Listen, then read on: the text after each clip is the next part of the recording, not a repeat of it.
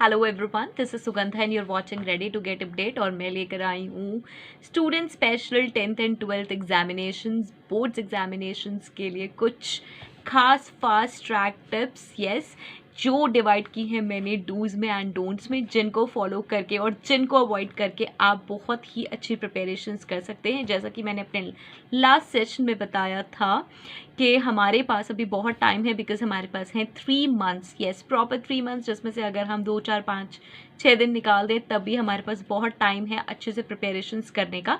और सभी category of students के लिए, मतलब कैटेगरी तो सब सेम ही है, लेकिन कुछ हमारे पास ऐसे स्टूडेंट्स हैं जो 90% प्लस एम कर रहे हैं। कुछ स्टूडेंट ऐसे हैं जिन्होंने बहुत ही नॉर्मल एवरेज पढ़ाई की हुई है, और कुछ स्टूडेंट्स ऐसे हैं जिन्होंने अभी तक बुक्स नहीं उठाई हैं, बिकॉज ऑनलाइन क्लासेस थी। और 2020 हम सब जानते हैं बहुत ही टफ ईयर था। सो बहुत सारे सर्कमस्टांसेस और भी हो सकते हैं जिसकी वजह से स्टडीज़ ना हो पाई हूँ, राइट। सो सभी स्टूडेंट्स के लिए बहुत ही अच्छे फास्ट ट्रैक टिप्स हैं जिनको आप अपने अकॉर्डिंग मॉड्यूलेट करके बहुत ही अच्छे से प्लान आउट कर सकते हैं और प्रिपरेशन कर सकते हैं और एग्ज़ाम्स दे सकते हैं, राइट। सो मेक श्योर कि आप कंप्लीट एंड तक वीडियो देखें। बहुत छोटा वीडियो है, मैं छोटा इसलिए कह रही हूँ क्योंकि प्रिपरेशंस बहुत सारी हैं। सो वीडियो इतना बड़ा नहीं है, लेकिन अगर आप देखेंगे तो you would be able to understand कि इस टाइम में कैसे प्रिपरेशंस की जाए, राइट। एंड अगर इसी के साथ आपको मेरी बातें अच्छी लग रही हैं और आपको लगता है कि नेक्स्ट सेशंस भी देखने चाहिए, राइट, सो मुझे मोटिवेट करिए by giving thumbs up, by liking, sharing and subscribing, and do hit that cute bell icon, जिससे मेरे नेक्स्ट वीडियोस, नेक्स्ट अपडेट्स आप तक सबसे पहले पहुंचे, right.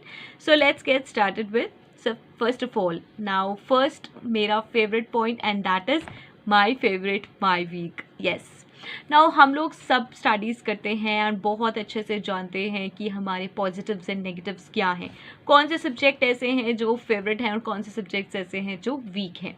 Yes, we all no, चाहे हम बहुत अच्छे से तैयारी कर रहे हैं और बहुत अच्छे से प्रिपरेशन कर रखी है सभी सब्जेक्ट्स की, तभी हम जानते हैं कि वीक सब्जेक्ट्स कौन से हैं और फेवरेट सब्जेक्ट्स कौन से हैं। वीक में बहुत अच्छे प्रिपरेशंस में ये कहूँगी, एक कुछ ऐसे सब्जेक्ट्स जिनको हम खुद से समझते हैं कि नहीं यार, यहाँ मुझे ऐसा लगता है कि कहीं कुछ डाउट हैं, कुछ ज़्यादा डाउट हैं इन सब्जेक्ट्स में।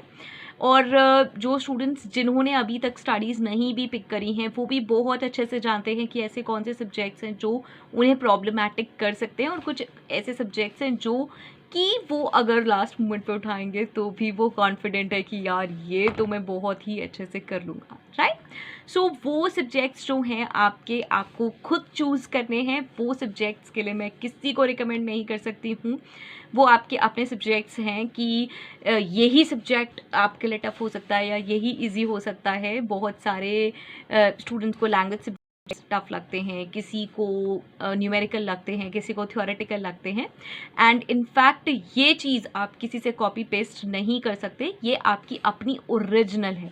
यस, सो ये कहीं से कॉपी पेस्ट नहीं करनी है, ये अपने फ्रेंड से कॉपी पेस्ट नहीं करनी है कि तुम्हारे लिए कौन से सब्जेक्ट्स अच्छे हैं, क्या हैं, बिकॉज सबकी अपनी प्रिपरेशन होती है, सबकी अपनी अंडरस्टैंडिंग होती है। सो ये आप खुद अपनी अंडरस्टैंडिंग से चूज़ कर सकते हैं। So first of all what you have to do is, कोई भी स्टडीज़ उठाने से पहले अपने आप को सेग्रीगेट करिए, अपने सब्जेक्ट्स को सेग्रीगेट करिए my favourite and my weak में। एंड यू कैन से कि मैं नेगेटिव वर्ड वीक यूज़ कर रही हूँ, आप वीक ना कहकर आप ये कह सकते हैं स्लाइटली हट के ओके। सो अपने सारे सब्जेक्ट्स को ऐसे करके बांट लीजिए। इसी के साथ आती है मेरी next step. Yes, next step आती है जो कि है मैशअप। नाउ ये कोई सॉन्ग्स का मैशअप नहीं है, ओल्ड एंड न्यू उस रीमिक्सेस का मैशअप नहीं है, ये मैशअप है हमारे सब्जेक्ट्स का। यस, जो आपने फर्स्ट स्टेप में, फर्स्ट पॉइंट में अपने सब्जेक्ट्स को सिलेक्ट किया है between my favourite and my weak और माय हटके में, उससे ही निकलता है ये next step, and that is mashup. Now what you have to do is, आपके पास हैं पूरे 3 मंथ्स, एंड 3 मंथ्स को आप कैसे सिलेक्ट कर सकते हैं। फर्स्ट मंथ दीजिए 2 सब्जेक्ट्स को। नॉर्मली 10th क्लास में आपके पास 5 सब्जेक्ट्स हैं, सो पहले दीजिए फर्स्ट मंथ में 2 सब्जेक्ट्स, देन सेकेंड मंथ में दीजिए 2 सब्जेक्ट्स, एंड लास्ट मंथ अभी छोड़ दीजिए। नाउ ये जो फर्स्ट मंथ है इसके साथ जो 2 सब्जेक्ट्स लिए हैं इसके साथ लीजिए मैथ्स, एंड सेकेंड मंथ में भी 2 सब्जेक्ट्स के साथ लीजिए maths. That means per day आप कर रहे हैं 3 सब्जेक्ट्स। यस, बहुत आसान है क्योंकि आप कोई भी क्लासेस नहीं चल रही हैं। आप हो सकता है प्रैक्टिकल्स या किसी प्रोसीजरल चीज़ों के लिए स्कूल जाना पड़े, जैसे कि कुछ स्कूल्स खुल रहे हैं, और अगर ऑनलाइन भी क्लासेस होंगी तो वो रिविजन्स ही हो रही हैं, एंड आई यू नो कि उनसे आपको उनको कैसे मैनेज करना है, राइट। सो आप 3 सब्जेक्ट्स बहुत ही आसानी से कर सकते हैं। सो आपको क्या करना है, मैथ्स पे मैं फोकस कर रही हूँ कि मैथ्स आपको 2 महीने लगातार करना है। यस, उसे स्किप नहीं करना है बिकॉज इट नीड्स प्रैक्टिस। अगर आपने प्रिपरेशंस अभी बिल्कुल स्टार्ट नहीं करी हैं तो आपको अब दिस इज़ हाई टाइम कि आपको डेली मैथ्स प्रैक्टिस ज़रूर करना चाहिए, राइट।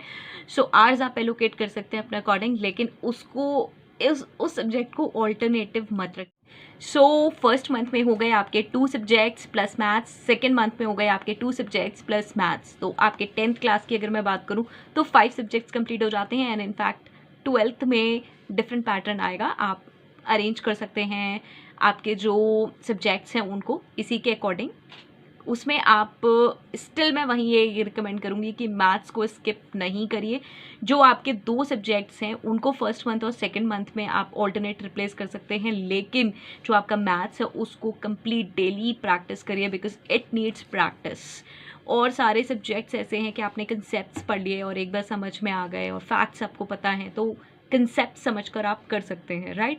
लेकिन जो मैथ्स है it needs practice and we all know. So maths की प्रैक्टिस अभी से पूरी लगातार डेली ही करनी है, राइट।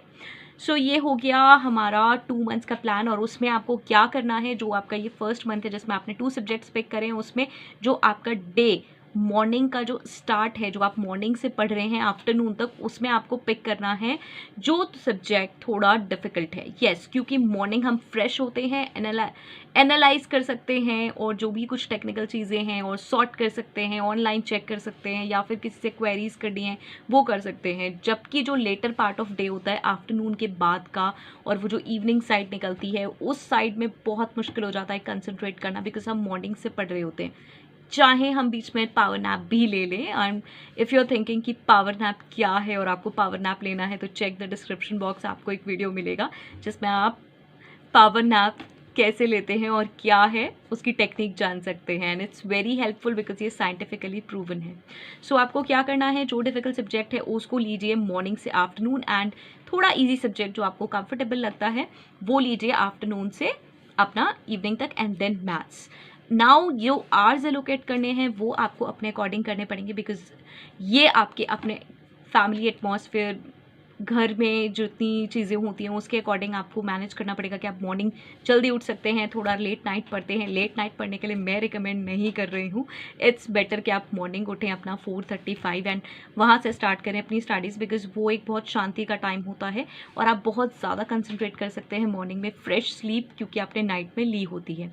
ओके, बट स्टिल जो भी टाइम्स आप मैनेज करना चाहते हैं और जो आप सोचते हैं कि मैनेजेबल हैं आपके अकॉर्डिंग, उस टाइम में आप उसे मैनेज करें। एंड जैसा मैंने बताया कि टफ वाला सब्जेक्ट पहले लें और जो नॉर्मल सब्जेक्ट है उसको बाद में लें, एंड प्लस मैथ्स करें।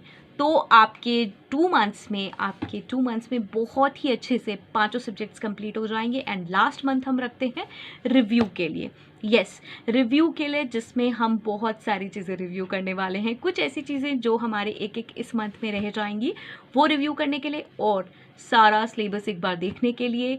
और इसके आगे अभी आता है मेरा third point, yes, my examination hall.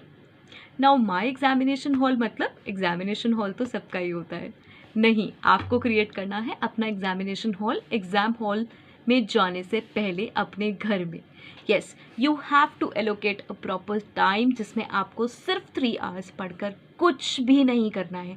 3 hours आपको कंसंट्रेट कर अपने लिए एक प्रॉपर प्लेस एलोकेट कर without noise and without proper discipline, without keeping your books with you, आपको अपने लिए एक एग्ज़ाम हॉल क्रिएट करना है, यस, इन योर रूम, जिसमें आपको सॉल्व करने हैं previous year questions. It's very important.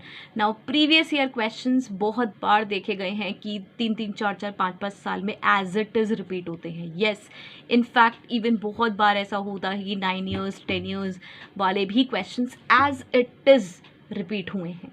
Okay, so what you have to do is, ये अगर एज इट इज़ रिपीट हो रहे हैं तो इसका मतलब ये क्वेश्चंस पहले से आपको पता है, पर फिर आप अटेम्प्ट क्यों नहीं कर पा रहे? बिकॉज हम क्या करते हैं, हम सिर्फ बुक्स पढ़ते हैं और उसके क्वेश्चंस पढ़ते हैं और इधर उधर से बहुत सारी रेफरेंस बुक्स, ऑनलाइन स्टफ, बहुत कुछ पढ़ते हैं, बट हम सोचते हैं यार 3 घंटे प्रीवियस ईयर क्वेश्चंस पढ़कर कौन जाएगा. No, that's very bad idea. What you have to do is you have to be in discipline while doing this. Discipline means आपको क्या करना है, ये सॉल्व करते वक्त आपको अपने आप को बिल्कुल डिस्ट्रैक्शन से दूर रखना है. जो भी चीज़ें आपको डिस्ट्रैक्ट करती हैं उनसे दूर हो जाइए और बैठिए एकदम अपने रूम में सेक्लूटेड प्लेस पर और वहाँ सॉल्व कीजिए. ये आप टाइम स्लॉट 3 hours का कोई भी टाइम का ले सकते हैं और इसमें बस आपको एक चीज़ ध्यान रखनी है कि 3 घंटे में आपको उठना नहीं है, तभी आप मॉनिटर कर पाएंगे. इसका एक बहुत ही अच्छा बेनिफिट होता है.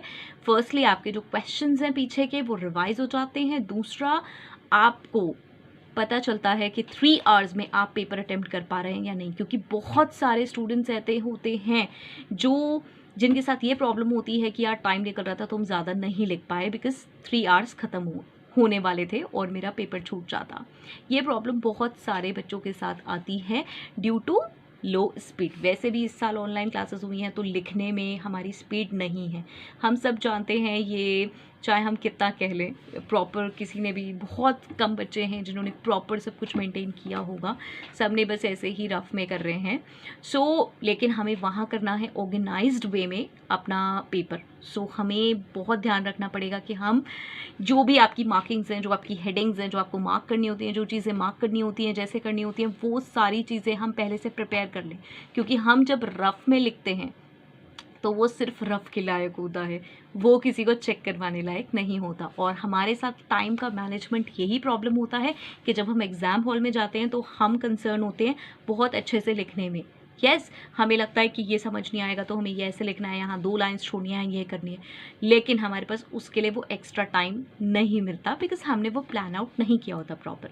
राइट, आपको सॉल्व करने हैं प्रीवियस ईयर क्वेश्चंस बहुत अच्छे से. एंड डेली एक प्रीवियस ईयर क्वेश्चन एक सब्जेक्ट का करने की हैबिट डाल लीजिए लास्ट मंथ में. यस, लास्ट मंथ अगर मैं बात करूं तो जैसे आपका 30 डेज़ का अप्रैल बैठता है, तो अगर आपने उसमें 30 डेज़ के अप्रैल में डेली एक पेपर सॉल्व किया तो आप सोच सकते हैं 5 आपके सिर्फ सब्जेक्ट्स हैं और 6, तो आप खुद कैलकुलेट कर सकते हैं कि आप कितनी बार कितने सब्जेक्ट्स के पेपर सॉल्व कर लेंगे. राइट, ये बहुत बेनिफिशियल रहता है हमेशा, बहुत ज़्यादा. ये थे मेरी तरफ से 3 टिप्स जो आपको हेल्प आउट करेंगे बोर्ड्स एग्जामिनेशन की प्रिपरेशन में अगर आप उन्हें फॉलो करते हैं. ये है डूज. नेक्स्ट सेशन आएगा डोंट्स का, जो आपको अवॉइड करने हैं अगर आप अच्छे से प्रिपरेशन करना चाहते हैं. इट्स हाई टाइम, 3 months हैं, बहुत अच्छा टाइम है अगर आप इसे प्रॉपरली यूटिलाइज करते हैं. Right, keep watching and now it's time for vocabulary word of the day and today it's 78th vocabulary word और लास्ट प्रीवियस मेरे वीडियोस में 77 vocabulary words में ऑलरेडी दे चुकी हूँ, जो कि हर एक वीडियो में एक मैंने वर्ड दिया है जिसके मीनिंग है, सेंटेंसेस हैं, उन्हें हम सेंटेंसेस में कैसे यूज़ कर सकते हैं, और सिनोनिम्स मतलब उसी के जैसे और कौन से वर्ड्स हम यूज़ कर सकते हैं. वो बहुत ईजी हैं, आप जाकर देख सकते हैं मेरे प्रीवियस वीडियोज़ में. लास्ट का 1 minute चेक करेंगे तो आपको वर्ड मिल जाएगा. Okay, so now today's word is introvert. Now introvert क्या है? इंट्रोवर्ट एक पर्सनालिटी ट्रेट को डिनोट करता है. किसी की पर्सनालिटी बताने के लिए जब हम वर्ड यूज़ करते हैं तो वो है हमारा इंट्रोवर्ट. मतलब बहुत सारे पर्सनालिटी टाइप्स होते हैं, बहुत तरीके के लोग होते हैं, उसी में से एक आता है introvert. Introvert meaning is a person who is शाई, क्वाइट, रिजर्व्ड. मतलब जो ज़्यादा बात करना पसंद ना करे, जो लोगों से मिक्सअप होना पसंद नहीं करते. Okay, it's synonyms could be, sometimes we call them egoist and solitary, loner. It can be better used in sentence as he is an introvert. Yes, बहुत ही simple word है. So, happy watching. Thanks for visiting my channel. Stay happy, stay safe, and remain active on my channel. Bye bye.